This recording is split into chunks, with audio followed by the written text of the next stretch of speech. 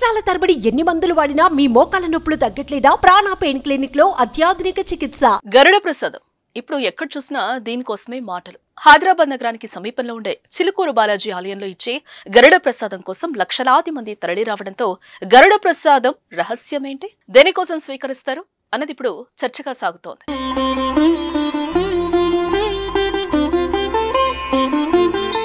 శ్రీరామనవమి అనంతరం రెండవ రోజు చిలుకూరు బాలాజీ టెంపుల్లో బ్రహ్మోత్సవాలు నిర్వహిస్తారు. ఈ బ్రహ్మోత్సవాల్లో భాగంగా రెండవ రోజు గరుత్మంతునికి నైవేద్యం సమర్పిస్తారు. ధ్వజంపై గరుడ పటాన్ని ఎక్కించిన తర్వాత ధ్వజస్తంభం కింద ఉన్న గరుత్మంతుని విగ్రహానికి అభిషేకం చేస్తారు.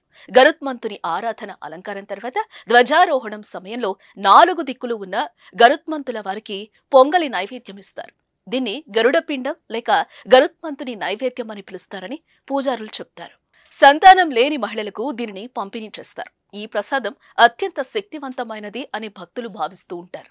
సంతానం లేని వారు గరుడ ప్రసాదం తీసుకున్న తర్వాత గర్భవతులు అవుతారనేది చాలా మంది నమ్మకం.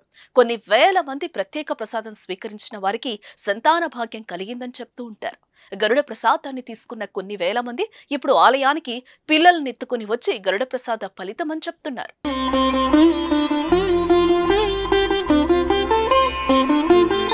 ఈ ఏడాది కూడా ప్రసాదం పంపిణీ చేస్తామని పూజారులు ఇటీవల ప్రకటించారు. ఏప్రిల్ 19వ తేదీన ప్రసాదం పంపిణీ ఉంటుందని చెప్పారు.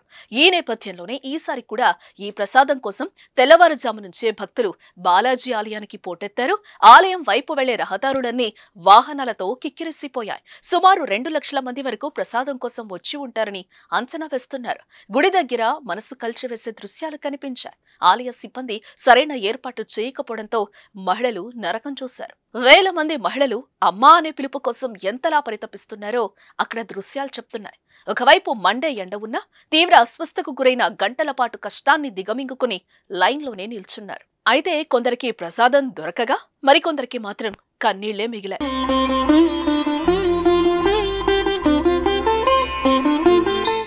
సుమన్ టీవీలో మీ పర్సనల్ అండ్ బిజినెస్ ప్రమోషన్స్ కోసం కింది నెంబర్కి కాంటాక్ట్ చేయండి.